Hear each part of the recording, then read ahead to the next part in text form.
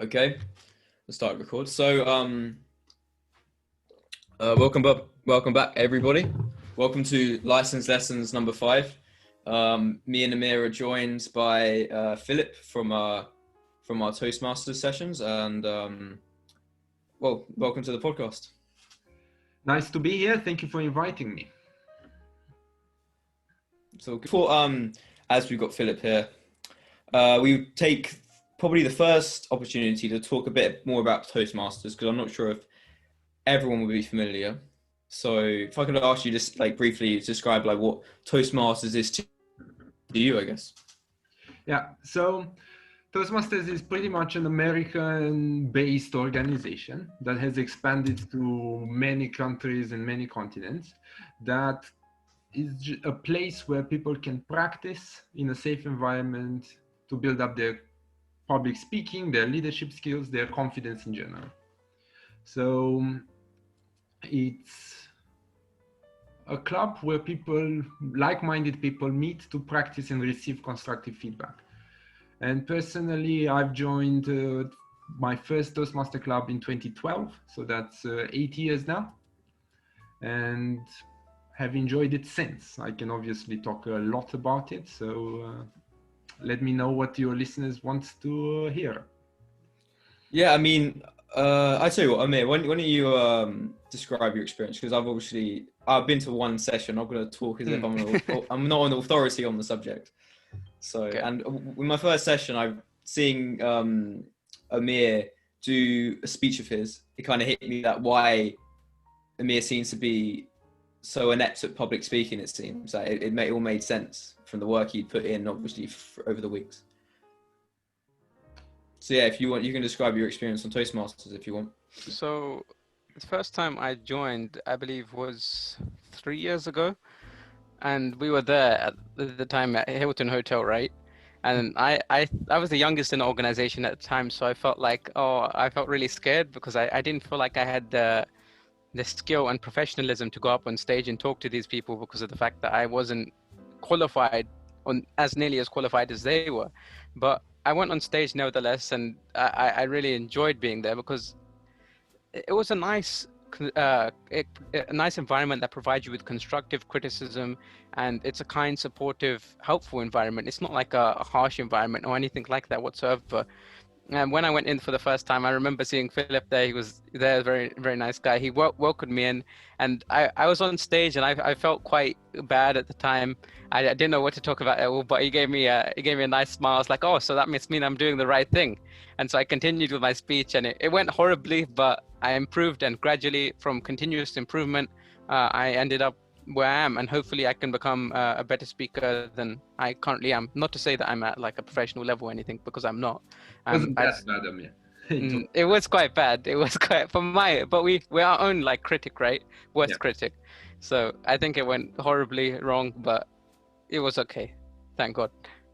Yeah, that's how it goes, man. I mean, I noticed I'm editing the podcast sometimes, and I'm like I don't have to edit you very much because you don't go or or sort of mumble. Whereas for me, I felt like on the first few, it was a lot harder to precisely edit what I was trying to say, and there's a lot more jump cuts with me. So it made sense when I'm doing a speech, and you obviously had prepared it, but it just your delivery has obviously been polished. If you want, I can go a little bit more in detail of how a regular meeting works, because I'm not sure if everyone that will listen or watch this is familiar with, but all around the world, the meetings happen pretty much in the same style and format, where you have people that prepare the speeches in advance, so up to 3 speakers or even more, and they receive an evaluation afterwards. So a dedicated evaluator is assigned, and they will share their feedback along with feedback slips from everyone else in the audience in order to get as much information as possible from the people that have witnessed your speeches. And after this part, we have something that is called impromptu speaking, or table topics as we actually call it. And it's speaking off the cuff. You get asked a question, and I believe Mark, you actually participated last Yeah, I time. didn't like my question. You can share how that went, but in day-to-day environment, you not always have the time to prepare, right? So you need to learn to speak impromptu and be fluent and make sense and still deliver a point. And you can have a community club like we are, you can have corporate clubs like there are many, and many famous companies have corporate clubs. Or I first joined Toastmaster in a university club. So my university, I was fortunate enough to have a club, and it was sponsored by the university. We were meeting in the university hall, and it was a good opportunity for us to practice delivering presentations that we needed to do for our courses. Is Mark still with us? I don't think. Okay, I don't think he is. But we're having technical difficulties at the moment. Just bear with us. I have lost you guys. Okay. Oh no! Now he has joined back, so everything should be okay. Yeah, all good. All good. Sorry, we can smooth out and we can pick out where you left off. Sorry for my internet problems. You can check what I said on the recording. Yeah, it's still recording, so hopefully I should have everything. Yeah. No, but basically I was saying that you have community clubs, corporate clubs, but also university clubs, which is where I started. So my university had a Toastmaster club on property, and it was sponsored by the university, and we had obviously the free meeting room there. We could use the projector on site. They would be proud if we attend the contests in the region, and we bring the trophy to the university. And yeah, because besides the club environment, you can also participate and push yourself, participate in contests with other clubs in your area. And even now the international contest, it's happening this weekend. So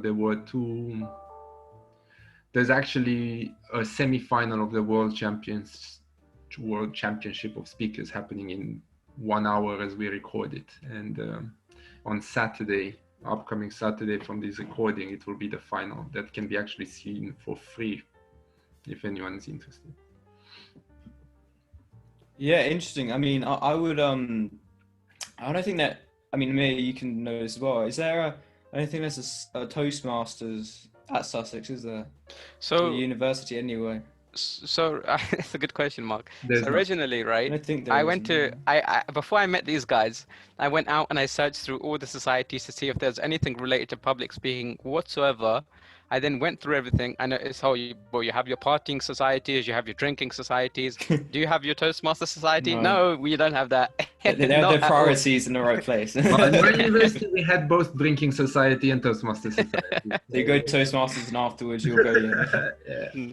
Yeah, I think well maybe me and Amir should set something up. Maybe that would be a good idea. But maybe we'd have with second year economics. But the challenge was always in a university setup that as soon as you get better, you graduate, right? So you had a massive turnaround of people, which was difficult, but it was a very, high turnover environment where you practice, but you network, and it was a good opportunity for networking as well as learning and practicing presentations and public speaking. For sure. I think a lot of students need it because I mean, people I quite a few different presentations as a part of the course and assessing the course, and a lot of people. I don't think there's anyone who can really say, well, not many people who say that they're completely comfortable public speaking. I mean, I know a lot of people who they won't ask a question in the lecture because it's kind of a bit nerve-wracking to especially against some of the larger lectures, but yeah, I don't think anyone. I think it could help people, and I hope it eventually more people can go to Toastmasters. I mean, I never heard of it. I'll be honest, I never heard of it before Amir told me about it. Yeah, it's Which is very famous disappointing. in the US, right? In the US, where Yeah. the majority, well, you have a lot of members there. Now it's obviously growing in popularity in other parts of the world, particularly in Asia, etc. But there are there are, as I said, corporate clubs, etc. So there are a lot of people that go through it. And as you opened it up, you opened the session with building confidence. Exactly what you said, not having the confidence to ask a question. I think that is detrimental to you, because at least for me, when you ask questions, you better understand what is being said, because you are thinking about what the lecturer is saying, you are analyzing, and in that way you actually store it in your memory. And if you don't have the confidence to ask a question in a university setting, you need to start working on it and get comfortable with speaking up. And that will really help you outside of the educational setting, in the work environment. For me, because I practiced and I got comfortable in being in a committee, running a Toastmaster club, getting involved, having to make decisions at a young age, I was very outspoken in work meetings once I entered into the work field, right? So I would be in a setting with the general manager, with the head of finance, head of business development, and I would just speak up, ask questions, be critic, because I built that confidence. And by no means I was extrovert. I'm a very introvert person, right? But you build it up through practice and practice and practice. Sure. Amir, what do you think about, because obviously me and Amir are probably one of the only people that do maybe ask questions in lectures. So I feel like a lot of people need to need to this, especially in seminars, because it's like sometimes I'll ask a question because otherwise we'll be there all day. Like we'll be there all day. Like, the teacher like asking the question, no one answers it. You feel like you're gonna be there forever otherwise. We used to evaluate teachers as well on their presentation skills and send them evaluation slips from Toastmasters official. So we were having fun. Oh wow! As a teacher, the most important thing, and it kind of goes into public speaking a little bit, is how you have to be able to command respect when you talk and be able to like not let one of the pupils interrupt you, because if you, I know some teachers like the pupils would always be joking and laughing, whereas there's always those teachers that just command respect, and as soon as they walk in the room it's completely silent. So I feel like teachers need to, I think I lost you a little bit, Mark, on the last one. I'm in a new house, to be honest. The internet's kind of I keep getting internet's unstable, but I think I'm getting this on my end, so hopefully everything's okay. But we'll persevere. We'll keep carrying on, keep calm and carry on. But if I understood correctly, you were saying that it's important for the teacher to command the room if someone is a little bit disrespectful or things like that. And that's a very absolutely. I think there's a very good link with the Toastmaster educational program, because when you think that, oh, you practice in a safe environment, yes, the way the educational program is structured is to help you build confidence, but it's more than that, right? There are several paths that you can choose in order to develop yourself in a way that it is fit for you. And as you said, commanding a room. I'm not sure if Amir was there when I had a project that I had to deal with hecklers in the audience. So it was a prepared project that I had to give a speech, and someone else assigned particular heckler roles to members of the audience. And they were supposed to interrupt me, to ask me questions, to criticize me, and I had to deal with that. That was the project that I was practicing. So it's not that you prepare a speech and you deliver it, but you prepare a speech and there are people in the audience specifically there to disturb you, and how you deal with that, and you get feedback on how you actually dealt with that. As we do this podcast today, there's an advanced project where you have to do a podcast and you get feedback on your podcast. So maybe Amir can do that in one of his future ones. That's exactly what it's not just the speech. It's not just impromptu speaking. It can be a lot more if that's something that you want. And the more you put in, like in every activity, the more you get. I found that, well, Yeah, my internet's really phoned it in. Mm-hmm. It's okay. I found that Go ahead, mate. incredibly interesting, because when I first joined Toastmasters, well, I wasn't expecting anything magnificent or anything which had such a wide amount of options available to you. Because when you originally join, you think it's just like, oh, you public speak and you talk and you do that again in the first, second, third, fourth, fifth, and whatever meeting you're in, and you continue to do that until the rest of your days. But that isn't the case at all, because you join and then surprisingly you get a kind of pathway assigned to you, and within this pathway you have the ability to pick what kind of speaker you wish to be. You can be a leadership, you can go into the leadership pathway, you can go into the humorous pathway, you can go into the presenting pathway, which is what I did, because originally within the first year of university I gave out presentation and I realized that my presenting skills were subpar. And when I realized that, I wanted to improve that immediately. And then that, when you deconstruct that, you come to the realization that it's broken down into a multitude of avenues, because they then look at how you're utilizing your hand gestures, how you're speaking, your use of presentation slides, and you refine that continually until you reach a relatively high level. And that's just something that I wasn't expecting from Toastmasters, and I think is really, really great. Yeah. I like that. I would probably go for the leader pathway. That's just kind of in my DNA. But I think teachers could use that one as well, because I mean, teachers, they're leaders in the classroom. They can't have the pupils questioning them. There are many teachers that indeed have joined pathways, and there are many leaders. Obviously, if you think about it, the first unofficial meeting from Toastmaster was somewhere like in 1905, right? And the first official Toastmaster meeting was in 1922. So throughout the years, they've obviously gained a lot of experience in developing leaders, speakers, and that was the mission of Toastmasters. And I'm not sure if your podcast has the tendency to add material for people that want to see, but obviously you can share the variety of pathways and helping documents for your listeners to find out more.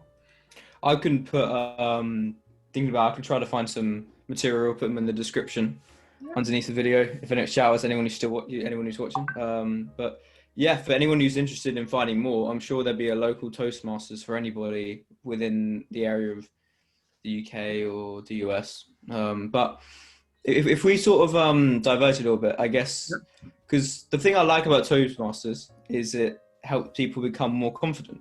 And I think confidence is one of the most important things, one of the most important life skills there is, I don't think. So I think for a lot of people coming outside their comfort zone in something like Toastmasters, doing something new, even at older ages, like a lot of the people in Toastmasters aren't 21-year-old uni students. Some of them are 45-year-old parents.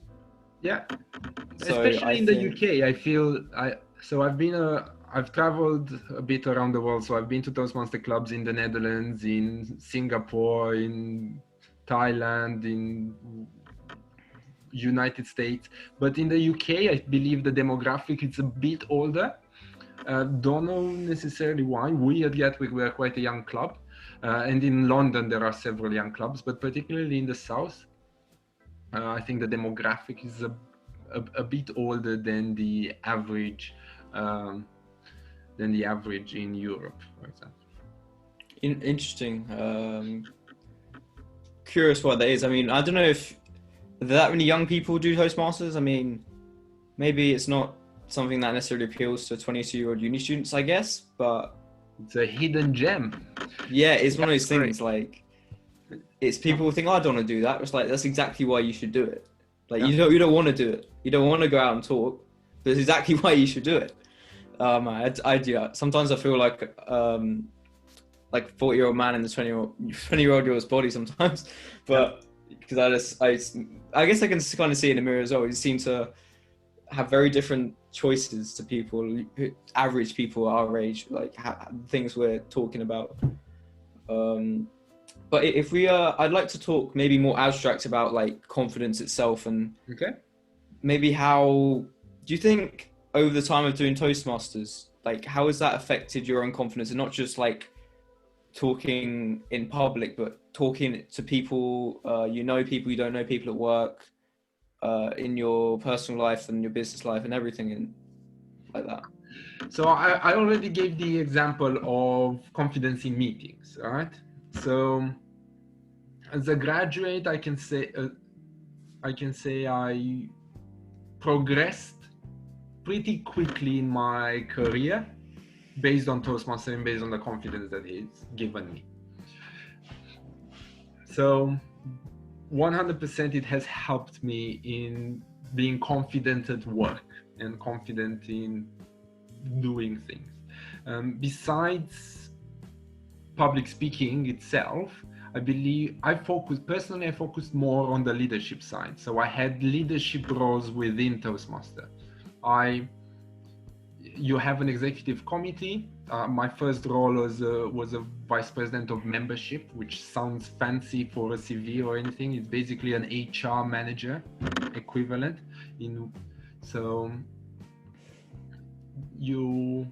Then I was president for a club. Now I'm vice president of education. I founded a club, and having those experiences gives you confidence, gives you even something to speak in an interview, right? I'm not afraid of being asked weird questions because I can relate to something. It doesn't have to be something that I've done at the work. It's something that I have done in Toastmasters, right? And from the work field, I've seen even a lot of managers interacting, not being able to give feedback, to deliver feedback or receive feedback. And this is something that in Toastmasters you learn how to do. And it gives you the confidence that you can help somebody else with constructive feedback. It gives you the confidence to have also conversations with your employees if you're in a manager level, right? Because it's not easy. It's not easy to one wrong word and it can screw up an entire relationship, right, at work.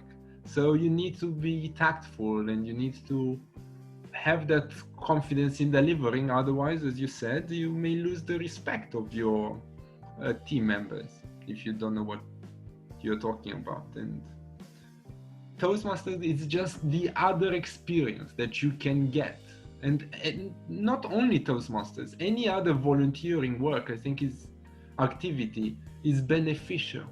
I know many employers focusing on not what the person has studied, not the grades that they had in university, but the things they have done with passion outside, because that's what shows to an employer that person is motivated and will then have the confidence to deliver the job without much assistance, because goes there, gets involved, does things. And I think that's important. I think that's important. For sure.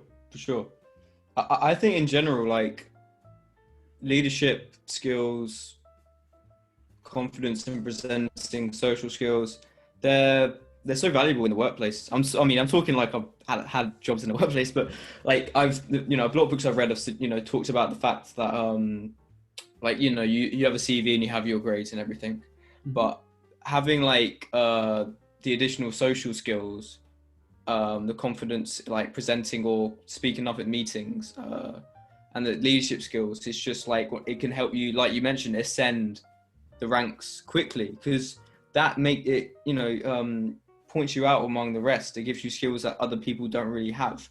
And not that many people are completely comfortable presenting in a large group. Not that many people are. It gives you, because a lot of people go to uni. I mean, everyone's got a degree now. My mom's got a degree now. Like, my mom and her dog have got a degree now. So it doesn't actually, having these extra things on the side, that's what really is matters. important. Yeah, you got to differentiate yourself from the pack. I really believe that to be true. And there are two phrases that I hear often in Toastmasters. First one is Toastmaster is the best kept secret in the world, right? That really helps you, but it's just secret and nobody knows, like you said. And the other one is, I came in for gaining confidence in speaking and public speaking, but I stayed for the leadership element, because most people that have been in Toastmaster for more than 10, 15 years, it's for leadership, right? And as you said, it's really important. And that's what you being a leader in your community. Yes, it's big time. That's really important. Really important. Yeah. Helps you grow as a person for sure. Is that kind of the top thing on the Maslow hierarchy of needs, right? It's not just basic food and water. It's self-fulfillment and self-realization, helping the community. For sure, that's absolutely true. I'm just thinking, do we want to broaden out from topics maybe a bit outside of Toastmasters? I'm not really sure. You have any ideas in it? I mean, I think we could just talk about more personal experiences outside of that, if you think. Or... Yeah, we could do that, but if Philip here is okay with that, then we could go into that. Yeah, I mean, when we invited you on, we didn't really tell you what to expect. Yeah, we can't just. So make sure to approach with caution. I'm just gonna tell us about your mother now. I'm not gonna. You can't do so that. I don't really know. I guess I'm trying to figure out where we can go from here. So we could talk about. Well, we haven't heard about your experience from Toastmasters, to be honest, Mark. What do you think? Okay, yeah, go on. Okay. Yep, that's cool. Well, I've done one Toastmaster session. A month ago? Is it a month ago? Unfortunately, I was on a holiday, or just got back, or I couldn't make the last one. And to be honest, I don't it's. You're based in London, right? So I'm not sure. Yeah, I mean, I hope eventually there'll be some in Brighton I can go to. But if I talk about the experience I had, there is. Yeah, for sure. I'm gonna get involved. I'm definitely gonna get involved. You're gonna you should pop into one now and then. You see me leading it in 10 years. No. It's in Hove, but we meet at the Burlington Hotel, actually. If I'm not mistaken. You should pop down to the one in Crawley though, because Crawley is right next to Brighton, and our club is a hell of a lot better, man. I've gone out there and experimented. I went to clubs in America and clubs all over the place, and then I came back to Philip. I was like, what the hell? I thought our club wasn't that great, and then I realized, oh wow, our club is actually a hell of a lot better than a large proportion of them out there. I hope you're not right, because Brighton be so convenient. I'm not sure if I can. Anyway, the only problem that I had with them is that they don't have enough members to satisfy my needs. That's it. Because I was gonna go there after uni, because I don't live in the area, right? And I could go there with friends and everything, and we could do Toastmasters for fun. But they weren't interested, and there weren't just enough members, and that's what happened. That's fair. But if my experience, I go into this. Amir invites me to this thing. I've never done it before. It's on Zoom because of COVID. There's no it's not in real life. So I'm entered this Zoom call with 20 people I've never met before. And then Amir joined. I'm like, okay, that's someone I know good. And it's run very organized. There's people with designated leaders in certain areas. Everyone gets their own opportunity to talk and stuff. And there are great, my internet's unstable.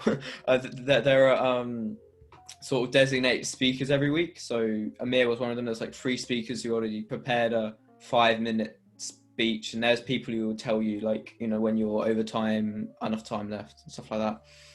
And those speakers were voted on at the end of the session. Amir was, you were given best speaker, right? Yeah, Amir was given best speaker the one I was at, so congratulations. You were the best speaker. I vote for you. You have my vote. Thanks, And then also for someone who's like never done it, they had a thing at the end where they ask you random questions, and I don't think I'll forget it because I got asked about my dating life, which was particularly weird, and I was just like, what?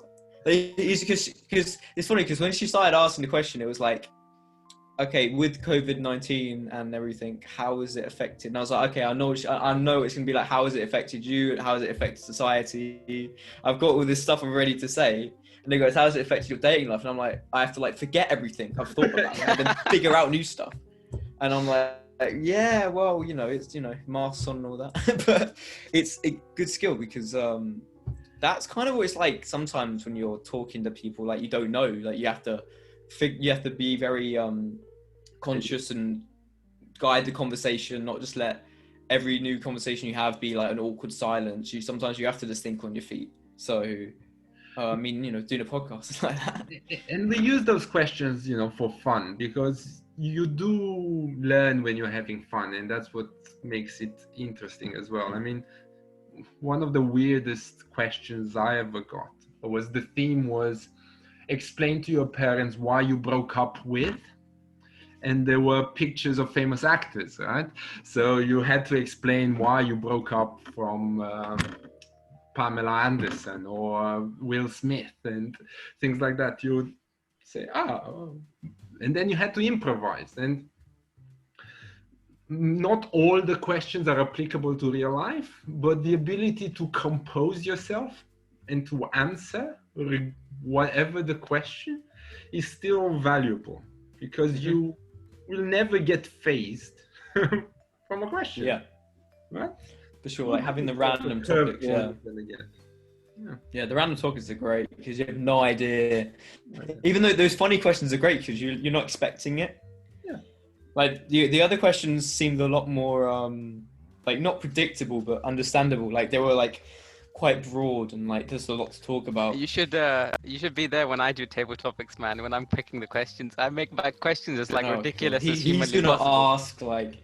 He's gonna ask me to defend some crazy musicians or something. Some awful. I don't know what he's gonna make me do. My last one was like, it wasn't that crazy. Okay. It was like, oh well, you see, you're cooking in the kitchen, then you pop around, turn around, and you see Fidel Castro smoking a fat cigar on your sofa. What's your next move? And then the guy's like, whoa, what do I do here? Well, that's the point, probably right? Ask him if he's got another one. Probably ask him if he's got another cigar. You could always do that. Yeah, I like stuff like that. They should do this at uni, man. Because I mean, I've done more. I've done like another year at uni than actually no, I've done one then took a year out. But anyway, I've done like like a year. I've had not just this year but a year before. I'm doing public presentations that get graded. So that helped. Thankfully, that's probably why I could come into Toastmasters and not just be like this all the time. I felt a bit more confident, thankfully, because of that. But because at uni, it's kind of like it would help a lot of people because a lot of people, it would help their grades at uni because like when you have this presentation, like if you ask people, how do you practice for it? It's not easy to, all of a sudden you've got a presentation in a month. It's like you can practice and prepare the presentation, but learning the material and repeating it to yourself has only helped so much. You got to put yourself in that situation. Well, I'd like to comment on something that you said, that people are scared going in there and feeling, why do I go there? I'm not a good speaker or things like that. Toastmasters is not necessarily for good speakers. Yes, there are good speakers there, but everyone started nervous, right? And what each of us feel inside is not always perceived by the audience. And I've been speaking with Amir before, even if you script your speech or you write a speech somehow and you fail to deliver it in that manner, it doesn't mean it was bad, because the audience doesn't know how you script it. They only know what they've just heard. Mm-hmm. And for them, it can be brilliant. That's for sure. It can be brilliant. And I really want people to know that yes, if you are shy, you should go to Toastmasters because it's a safe place to practice. If you are afraid and if you think you're not a good presenter, perfect. Go to Toastmasters and put the hard work to practice and get better and better. There are advanced clubs as well that you cannot join unless you have completed a certain level, right? For people that really want to move on and push their skills, there is that in Toastmasters. But it's the beginning, the building blocks are for people like you and me that need to practice, right? Like anyone that has not had experience, have not had years of public speaking, and now they just want to tune up their delivery. Oh. For sure. For me, I'm like, that feeling of discomfort when you're presenting, that's really, that's almost why I want to do it, because I want to become as comfortable as I can when I am talking to a group or coming up with an answer on the cusp or asking a question in a lecture theatre. Like, if I've had moments where I'll ask a question in the lecture and I feel completely comfortable, and that's like, for me, I'm like proud of that. That's a real, like, because you come from one place to another. You started off like visibly or almost visibly nervous, kind of half shaking inside, kind of nervous, and then fighting through that and doing your best delivery. Then through repetition and exposure, you become, this becomes comfortable. Like, I could tell when Amir did his speech, it wasn't the first time I'd done him, and he, there was obviously not, it's not like relaxing watching Netflix, but it's a certain comfortability that you can't just get from, sometimes you have to learn it. You have to have been in that situation before to get to be comfortable in like your own mind when you're doing that. So I think that's really where the value is. But to a certain Public extent, speaking. you will never be 100% comfortable when you deliver a speech, right? You will always have that angst before, that excitement, that anxiety before delivering a speech. But the relief and the sense of how proud you feel afterwards is amazing, right? That, oh my gosh, I delivered it went actually good, I feel okay. And for me, one of the very vivid memories that I have is I was participating in a humorous speech contest in the Netherlands quite a while back, and people laughed when I didn't expect them to laugh. It wasn't necessarily, but they enjoyed the speech, and that was like, gave me like the confidence and made me relax. Right? Oh, good. Yeah. People actually laugh, and then you can deliver. You feel comfortable, and it's a really good feeling afterwards. Before that, you're tense. Yeah, exactly. It transfers for sure. Like, I've sung like at the choir, and I tell you that, like, that's scary. Singing in front of people, that's so scary. Because one, it's like, I don't even know I'm that good at a singer, but that's just like, geez. And I've done like at school doing plays, like a whole school's watching, and it's like, 3, 2, 1, you walk behind the curtain. That's nerve-wracking doing this stuff. I think it's in front of people. That's really what makes it scary. Like, no matter what you do in front of people, it's like, it's having like all these eyeballs on you, just it can make your body feel anxious if you're not used to it, and even if you are used to it. But it's like getting through that through gradual exposure can really help you. It can become sort of normalized. Obviously, you'll never be completely relaxed, but it can sort of, if you can become used to it, I think, to a certain extent. To it. That's why it has a Latin name for the fear, no? Glossophobia. Just up there next to fear of spiders, fear of death. Yes. Fear of speaking in public. Genuine fear, and it's super popular.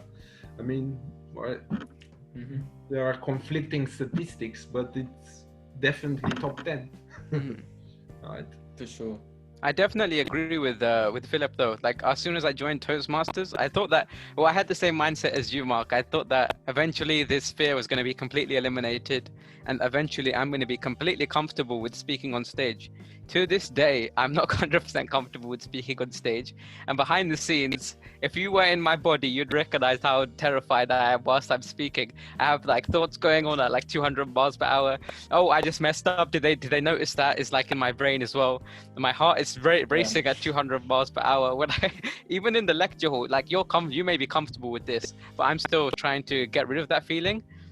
And when I lift my hand, my heart is racing. Before I lift my hand, my heart starts racing just at the thought of me trying to lift my hand. And it never went away, but I suppose you become more and more comfortable. You can get like 50% of that anxiety away, but you never really will be getting rid of that 100%, to be honest. And what you learn is how to use it in a constructive way, right?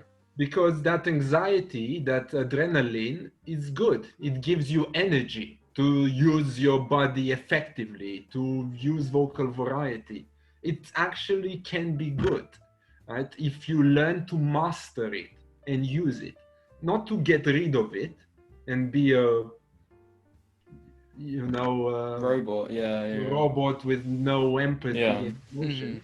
It's good. You learn how to use it and to live with it, and that's more important. Because what's actually important, like was Amir saying, it doesn't matter that he got it wrong. It's what the audience perceived it, and you said that you liked the speech. He won the best speaker, right? Speech. Because the motivational speaker. Because the audience liked it, and they didn't notice. That's actually a really good point, because I've heard interviews from musicians who say like AC/DC, the guitarist from AC/DC, the guy's been touring since the 70s. It's like 2015, like 35 odd years. He says every time he goes out, he's nervous before.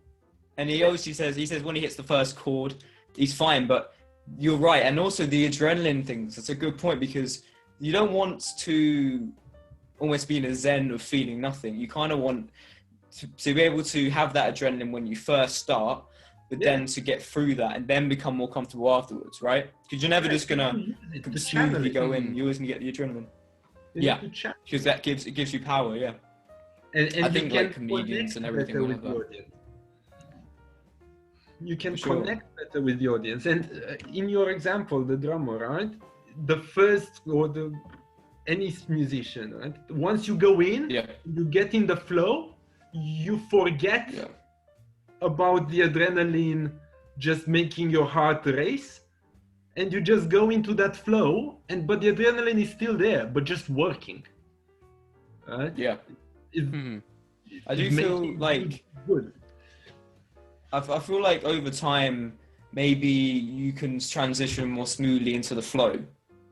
Yes. Because I feel like when you first do it, the adrenaline can become overwhelming. But as you do it more and more, you manage it better, and it can almost, you can put it to one side almost, if you know what I mean.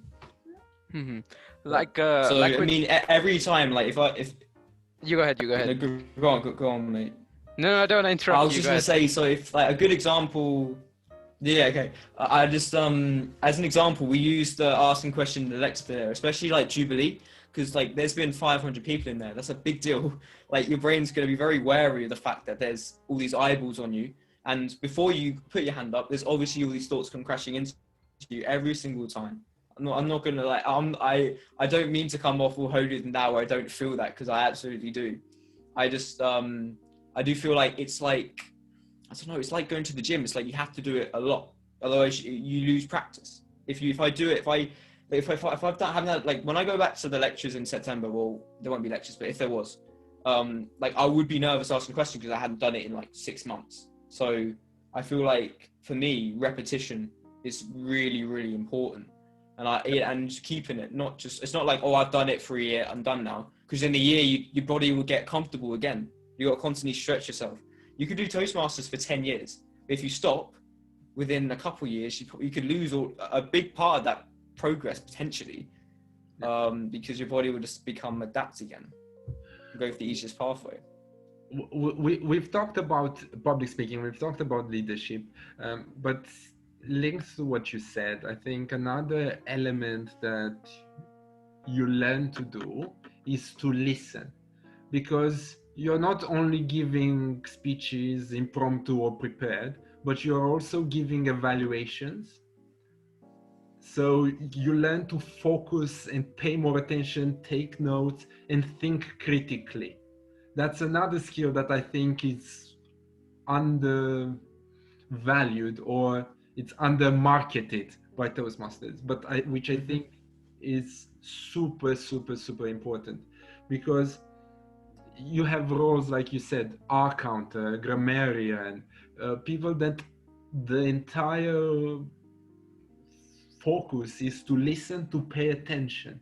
And that's a difficult skill, to actually be able to listen and not think about what you are going to say. Right? In a question, in a conversation, when you're not having active listening, you're just waiting for the other person to finish so that you can say what you want.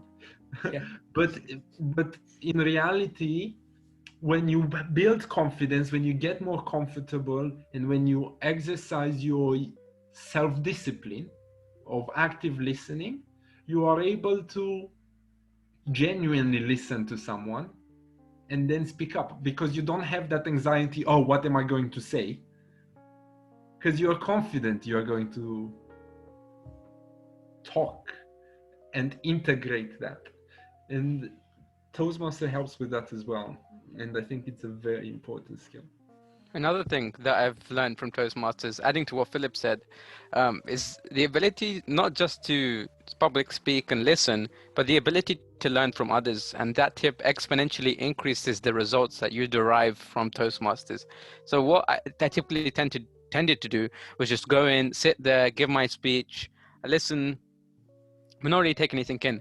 Now I've implemented this tip, which is, I implemented it shortly before winning Best Speaker Award, and I called it was learning and learning from others, basically learning, seeing and taking, or something like that. Yeah, observe and replicate is what you can call it. And from when I did that, I basically would look around and be like, oh, so this person's doing this really well. This person is perhaps giving a speech really well. This person is perhaps using humor really well. This person really, really uses great hand gestures. This person uses great vocal variety. And when I see all these people doing such a great presentation and such a wider variety of useful public speaking skills, I just take that from them slowly, take it and push it into myself and implement it into my public speaking skills by stealing it, essentially. Exactly. And that over time has allowed me to become a better public speaker. Adding to what you were saying, Mark, as well, like the adrenaline, I've noticed that the adrenaline never really goes away. But the thing is, with the adrenaline, it can actually become so powerful at times that it consumes you. I've seen with some public speakers, not going to name names, but they came in and they didn't have the ability to speak at all. It was as if the adrenaline completely consumed them, and then they just froze and stood still. But over time, you get used to that adrenaline. It never goes away. But I think that at some point, the adrenaline will become one with you, and you just get used to it being there, so you don't respond to it by overreacting or freezing instantaneously on the spot. And that's just hugely helpful, especially the tip as well, I think, for most people. And the most experienced Toastmasters always have a notebook with them, evaluating every speech. Because when you evaluate what Amir said, you pay attention more closely, and then subsequently you can implement it in your own speech. So you need to practice that evaluating skills regularly, and that's what the most experienced people do. So I think it's a very valuable. For sure. Mm-hmm. Yeah. I would actually say doing this podcast with Amir has actually helped me learn to listen, or maybe learn to listen, I don't know, but I found myself since doing this, when it's being able to because obviously I'll talk half the time when we did our first, it was me and Amir, and it'd be 2 hours or something, and I'd spend a lot of time listening. That's a long time listening.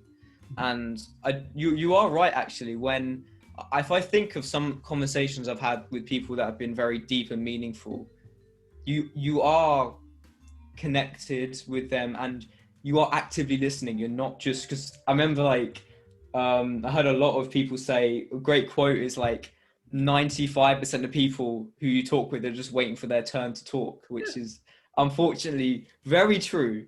And I try to not do that as much as I can, consciously try to. I mean, I know Jordan Peterson says listen to the person, assume they have something to say that you don't know because they have a different experience. And yeah, I do feel like if I look back at some conversations I've had, actively listening and being present, not thinking about what I'm going to say next, just listening and taking it in. You can't do That it. comes from being comfortable. Yeah. You can't do it all the time. So everyone, we do that for a reason, right? Because it's very tiring. Yeah. Right? Yeah, it's tiring. Mhm. Super tiring to constantly listen and pay attention to. But the more you practice, it's like with muscle building, right? For sure. Yeah, the brain is a muscle. Like the more I look at it, the more I think about it, like every time you're in a situation, the brain becomes stronger and adapts. Stuff like meditation, stuff like that. Also maybe experiencing like good stress. So stress, like public speaking stress, where it's stressful, but it's not going to hurt you. It just makes you stronger. Yeah. That's almost like weight training and exercise for the brain. And exercise itself, I mean, Goggins, right? Doing things that are uncomfortable.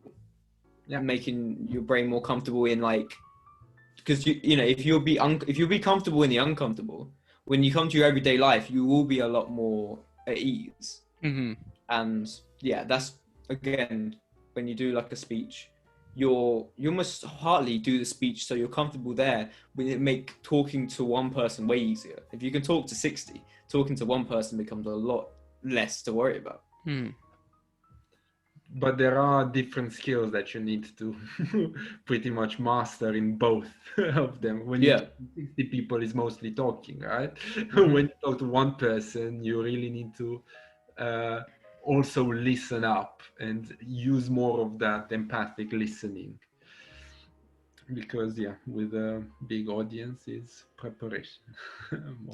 Yeah, to be honest, I've always sort of approached these things as like gauging how I react or how I feel inside when I'm doing these things.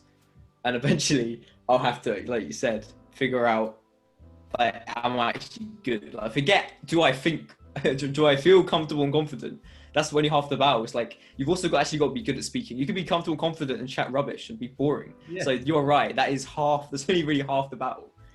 Like there are lecturers who speak every week and they're very good, but they speak every week and they're very confident at it, but they're rubbish. I mean, me and Amir have had lecturers. Some are better than others. Some people, just because you do it all the time doesn't mean you'll be good. You have to, What's the difference between those that are good and those that are bad? They learn from, I don't know if they learn from their mistakes or get evaluated and stuff. They're more engaging. Again, it's like the things, if you had someone evaluating you, they will go, okay, this and this could be better, and then you do it again. Whereas sometimes maybe lecturers don't get that actually. Yeah, maybe that's why they just stick to where they are. The thing is with lecturers, I think they do get evaluated. I think you're right in that sense. They get evaluated, but the thing is, the problem with that is that they don't get evaluated regularly enough. For instance, I think they just have to fulfill their PhD regulation, like have all the PhD coursework done out the way, have their books written, gain their title, and give a few lectures. And PhDs. Sorry? You're lucky if all your teachers have PhDs. I think most of them hopefully do in economics. Yeah, we are lucky. I'm well aware. Okay. Well, not all universities have PhD teachers, right? So, I'm glad I killed myself at A-levels to get to a uni that has PhDs, I guess. Okay, sorry, Amir, I interrupted you. But... sorry, it's okay. So coming back, what was I saying? Oh, so basically they have their PhDs, they have everything done out the way. Once they have that all out the way, they're then tested on their speaking abilities. So they give lectures regularly, and someone, I assume, comes in to test them and see if they meet a specific criteria. The thing is, once that's out of the way, they don't have to do it ever again, or perhaps they do. I might be wrong here, so don't test me on this. But I'm assuming that once they have that out the way, they don't have to do that ever again. But the like thing a that driving test, they are tested on is their economics theoretical abilities and academic abilities. On the info.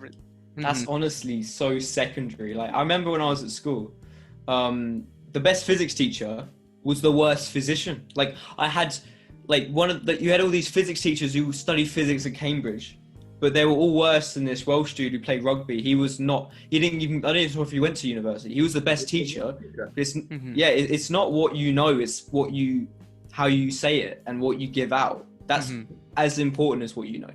You could be great, but if you can't illustrate that and talk it out to people, then it's useless. So yeah, coming back to what I was saying though, when we talk about the teachers and those examples, I'm saying that because they only get tested once. With Toastmasters, it continually tests you to see whether or not you're improving through the process of evaluation.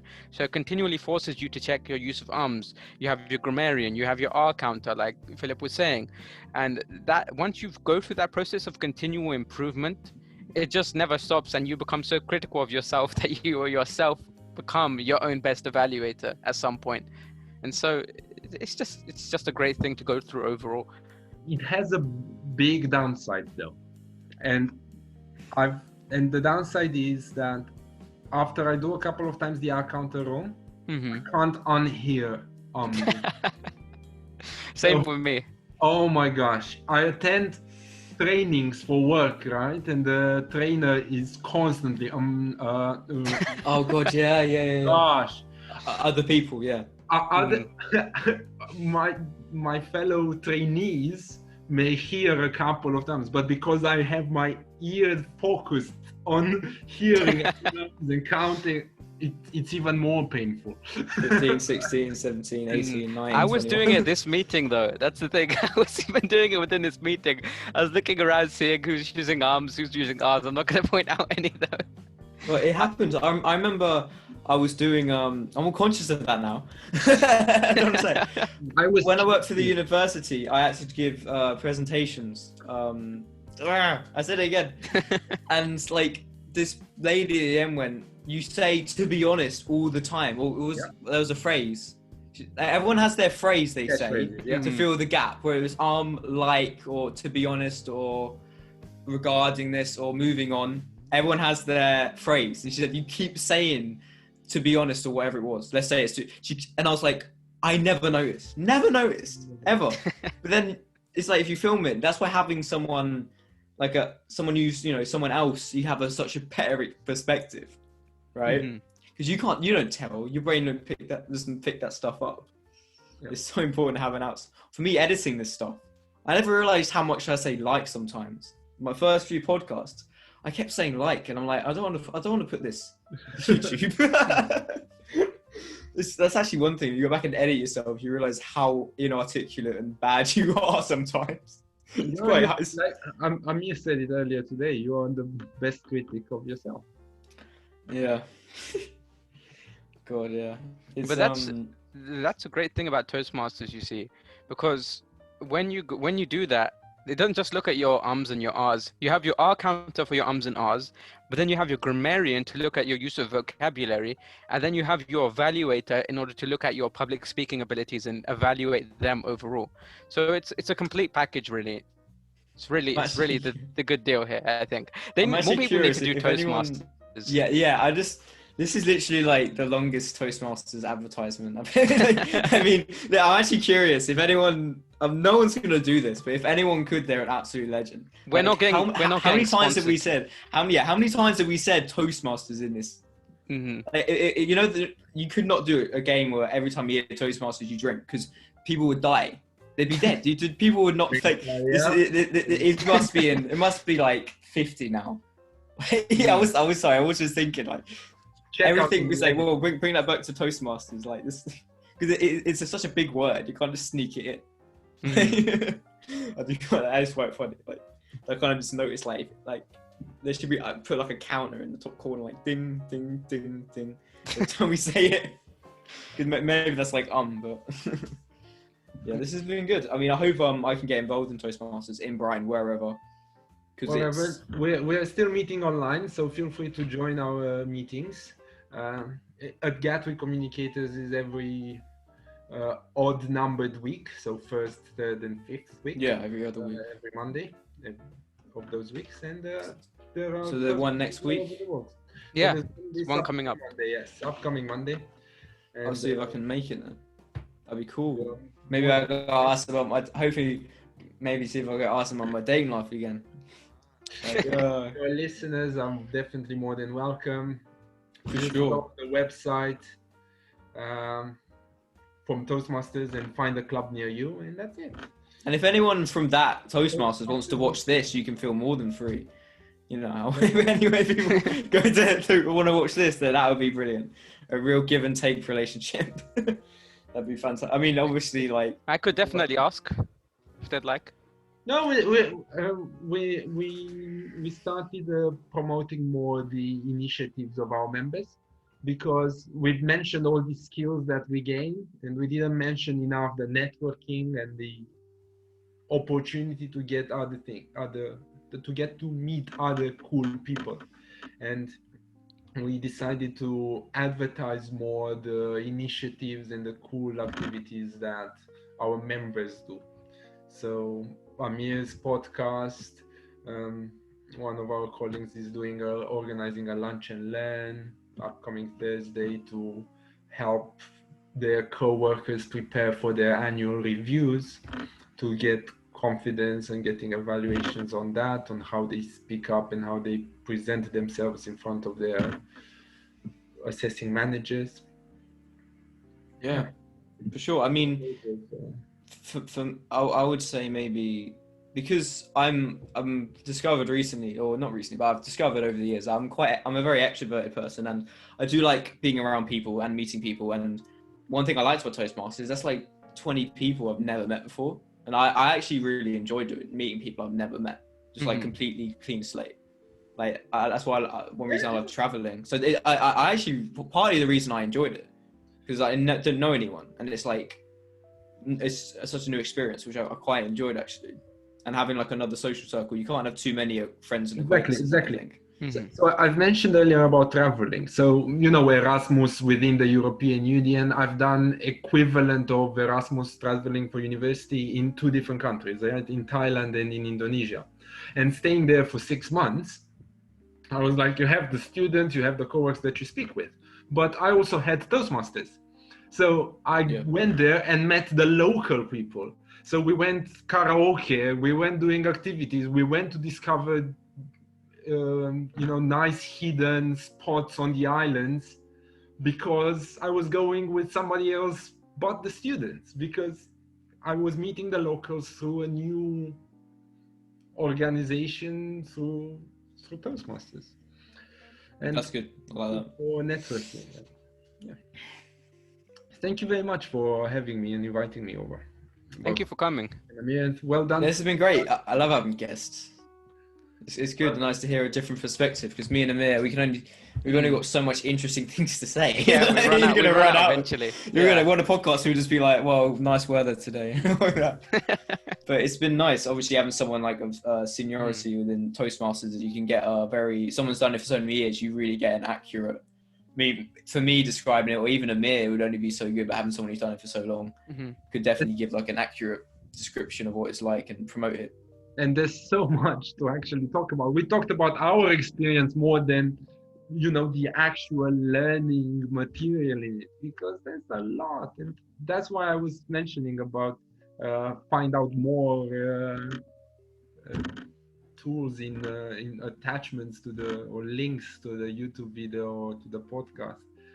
It's I think it's a lot of material out there that if people can read up and find out what they're interested in, it will be useful. So yeah, well done for doing this. Yeah, and you get was it a couple free sessions? You got to mention that. You don't have to go in and pay straight away. You get like a trial. That's important, because you never know if you like it, and having the free trial can lure people in. So I just you could do table topics. You have to mention that. It's actually important, because people think, oh, this is too good to be true or something like that. Yes, there is a fee, but the fee from my perspective, is a bargain, because I've been going to corporate paid trainings, right? That they cost $1,000 for a day or a weekend. You understand? Yeah. A Maybe not thousand $1,000 sorry, grand. one, not $1,000. One, That would be big. That'd be big. or a Money. couple grand for That's multiple days, yeah. who's And got that? that, Who's got a grand to throw away? It's insane. check out weekend seminars, how much it costs, right? Yeah. You would be surprised, and companies pay, right, for trainings to come, and they charge £1,000. It's not cheap, and companies invest in this for a lot. And Toastmasters, compared to that, it's bargain, because you learn by doing, you learn much more, is more applied, and the fees vary. The fees vary on for each club dependent on their costs, but we charge £90 for 6 months, right? So that's £15 a month for 2 meetings. That's what, 1 glass of wine in London. Yeah, Right? you're not wrong. It's not 1 wrong. glass of wine in London. So it's, yeah, I really think it's a bargain, and feel free to check out. Each club has different. I'll put a link, like a Toastmasters.com, whatever, like the central website is. .org. Okay. And depending when you are going to publish this, big shout out to the Toastmasters International Conference that's happening right now. It was supposed to be in Paris. So there's an international convention every August. It was supposed to be in Paris this summer, this year, but it has been cancelled, obviously, because of COVID, and it has been is being done online now, and people can. For members, it's definitely free. I'm not sure if they charge for non-members, but you'll see amazing speakers. I've seen today seven participants in the semifinals. So there are 4 semifinals, similar to not 2 semifinals, but 4, and you get to see the best speakers from various places of the various countries, various districts, and they are very motivational, very well done, and it's something that you and your listeners would definitely enjoy. So don't miss that out. I'm not sure if it's being recorded for later. Now it's happening, so don't miss that. I'm sure you could find that on YouTube or something if you search that. You definitely can see some of the winning speeches from the past, and there are some wonderful speeches that I highly recommend to see. I think my favorite, one of my favorite is "I See Something in You." It's called, with a rose. I tried to copy that for my last speech. You know how he has that idea. You know, he has "I see something in you," and then I tried to create my own phrase and then use that throughout. It didn't go to plan, but I didn't practice at all. So I'm just happy that no one realized I didn't practice at all. So it wasn't too bad. But yeah, feel free to watch, and well done for being interested in self-development, in developing yourself, because I think that's the key for us to become at least competing with robots. Yeah, I'm glad. I love this. I like doing the podcast. I'm glad we started it because it was very spontaneous. I just went, Amir, you want a podcast? And he's like, yeah, all right. it wasn't this big planned thing. Like, I just sort of randomly messaged him on WhatsApp one day. I can't imagine. You must have been like, what? Wait, what's this guy talking? Man, he talked to me for a month and he just randomly sends me. Do you want to? No, I was thinking of something as well. The podcast project on your level 3, I think. Can I mark that as complete? I've got 100 episodes, man. Come on. Nah. Can you imagine? There's a particular checklist that you need to complete, and if you do that, then you deliver a speech on it, and yeah. You'd be a podcast master at that point. You'd be like, I've been there, done. I got the t-shirt. No, yeah, but even blogs and stuff like that. There's a project with blogs, and you have to ask your evaluator to read your blog and give feedback on it and stuff like that. The same with podcast, I believe. So, again, sure. To be honest, like doing the process of doing a podcast, like I'm a lot more comfortable than I was at the start. Like, God, when you do that first podcast, I don't know. It's like, you're like, what the hell am I going to talk Yeah, it's about? incredibly awkward. Yeah, I mean, we managed to do it quite well. It was good though. We, It was good. we hadn't talked in a long time, Mhm. so we had stuff to talk about. But having guests on is always great because it's kind of And continue. You get we'll try to get everybody on. Try to get people on. It's important to have people on because it's like, well, one, if we have people on it, you get more views. But it just seems to be like if they have 3 faces on the screen, they're more likely to click than if they see 2 faces on the screen. But also, the podcasts are way better because it's just a new. Me and Amir have our ideas, but having someone else really makes it easy because we can bounce off another person. Yeah, you get a new perspective on the issue. Yeah, new perspective wouldn't have hurt. So this is great. So we can probably wrap this up. It was my pleasure. I don't know how long this has been. This has been a bit more than an hour and 15 minutes. Yeah, a bit more. An hour's fine. An hour. Well, I mean, an hour's good. You know, this needs to be Joe. This needs to be Joe Rogan. You cut it up and it's gonna go. What podcast do you guys actually listen to? Oh, Rogan, man. Joe Rogan's the GOAT. I listened to Joe Rogan's. He's actually the GOAT. Like, he had Post Malone on recently. Like, they're both high. It was crazy. He's had like Peterson. Yeah, Joe Rogan. Maybe Sam Harris sometimes. I've done his meditation app. Sam Harris. I started using his meditation app called Waking Up, which is great. Podcasts are so good and they're easy to make. Like, as students, me and Amir we can't spend 3 hours editing.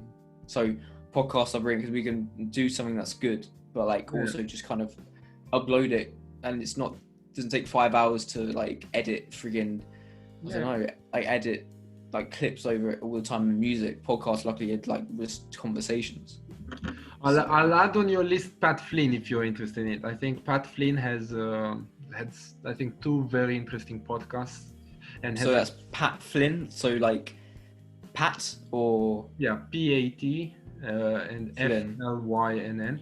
And he has a lot on business and entrepreneurship, and including how to do podcasts. And I particularly like. He has a variety of topics, also with guests, etc. But when I was commuting into London for quite a bit, I used to just listen for 2 hours to podcasts on a variety of topics. So podcasts are brilliant. Something to do while like traveling. Like, no one's like using that time constructively. Like, that's crazy. Cooking, that's never really happened. I did it a lot when like it's like using your time so much because like you can, even when you're cooking or on doing something that you can't really avoid, you can actually be gaining value and listening to something, an audiobook or something. Like, it's crazy. And in terms of like other podcasts, like Joe Rogan's the best one, I won't even lie, but there's like, I don't know, Happy Hour podcast is quite good sometimes. Waffling Joe Weller's podcast is quite good sometimes.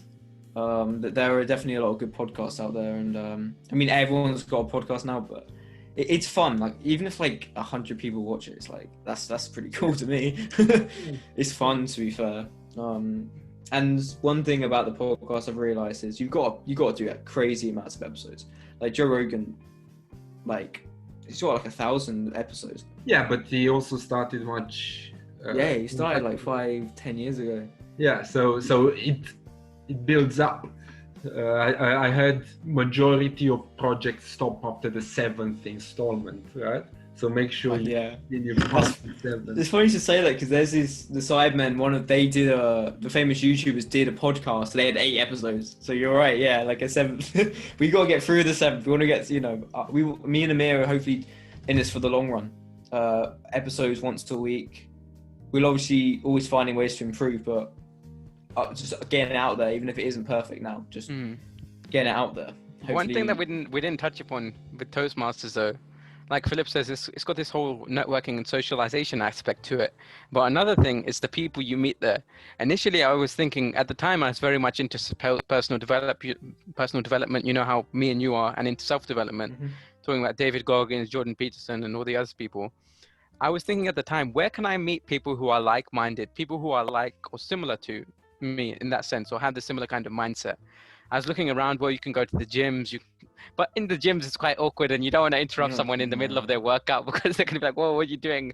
It's This is a hard bit. to connect and talk to people in other places. Yeah. Yeah, it's true. But when you go to Toastmasters, people are friendly, kind, socializing, networking.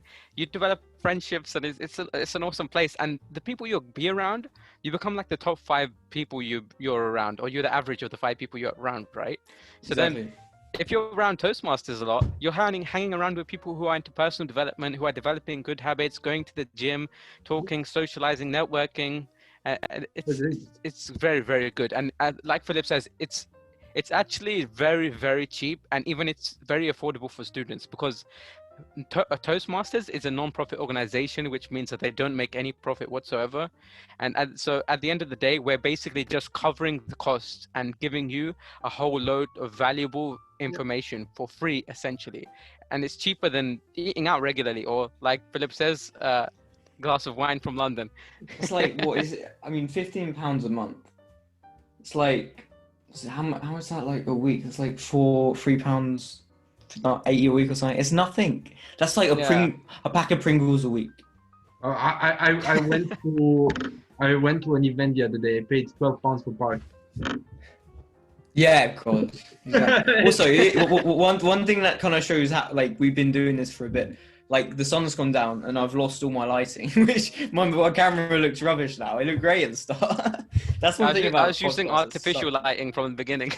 Yeah, I rely on the sun for because I've got like a music channel and I've uploaded a couple reaction videos recently actually, Right, yeah. and it looks great with the sun. I look like a professional YouTuber, but now I look like I'm freaking all blurry. Yeah, you need to get those lightings, you know, like I would have to purchase a lamp or when you something. get there, Amir, don't forget to send me the link, because now it's getting 8 o'clock, so I have Oh, sure.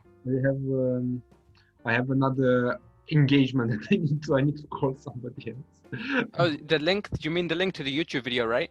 Yeah, just give me the link, because we will also need to mention it next week as well, that you guys are doing this. And it's nice. Okay. Life Lessons Podcast, episode Thank you. 5. Thank you so much for attending. And, Thank you, guys. we appreciate it. And one last thing, actually, maybe in the future you will think of having episodes on themes, right? So you do like season 1, season 2, and you choose a theme and you get guest invites on a particular topic that you have. Oh, that's a good idea. No.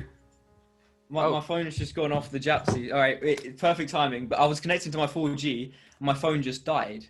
So, yeah, I've gone back to Wi-Fi. Sorry. You can't just live TV this.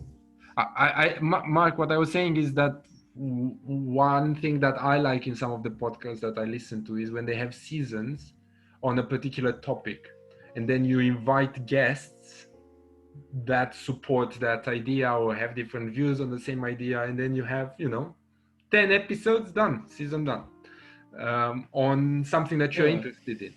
If you want to in the future, maybe have it on the...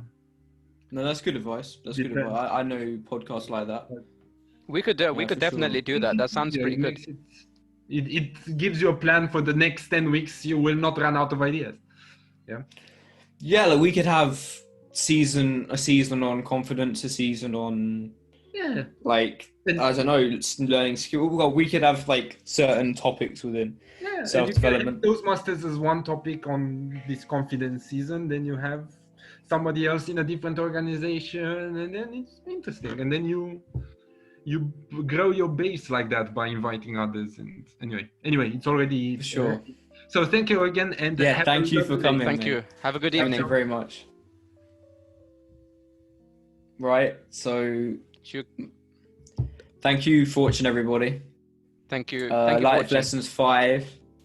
We'll see you later. Please see if you can give it a like and subscribe. And subscribe. Share it everywhere. Tell your mum about it. Share it on good evening. Instagram, Twitter. Okay, good night, everybody. Or I think it's night for us, so. Oh, good morning, wherever you are. Good morning, good evening, buenos dias, all that. See you guys later. All right, cool.